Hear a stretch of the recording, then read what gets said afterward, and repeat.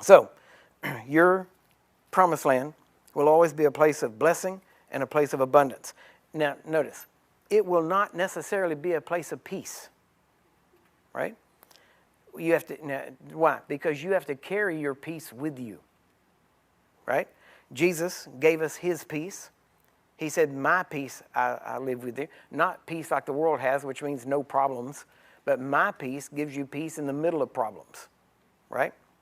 And now notice, Jesus' peace passes all understanding. We quote that and we don't realize that, and then we wonder, well, I just don't understand why this is going on. And people get out of peace because they don't understand. But when you have peace, even if you don't understand, you still have peace.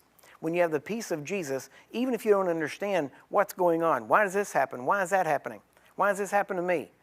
You can think those things and stay in peace and go, Or you can be out of peace and, well, why does this happen to me? And you end up complaining to God and, griping at him and ended up blaming him for things rather than having his peace, which passes understanding. What does that mean?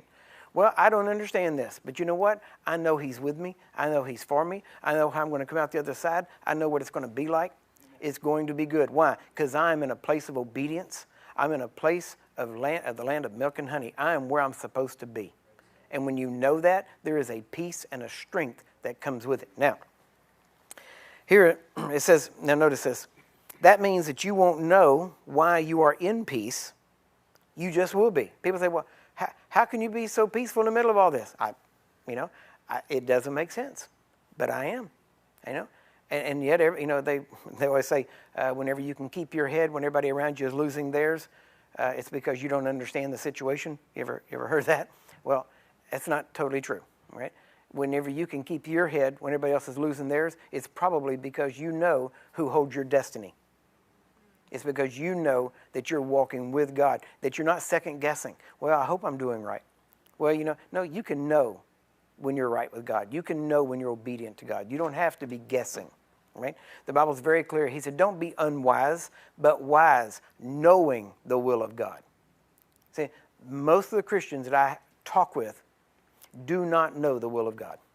And they look at some secret will then they act like there is a secret will of God where that you can't even find out what it is. Well, if God hides it from you, you can't find out anyway, right? So don't worry about it. Just walk with God. Amen? So, now, Jesus said that you would have tribulation in this world. So you can expect tribulation, right? But you can have peace in the tribulation.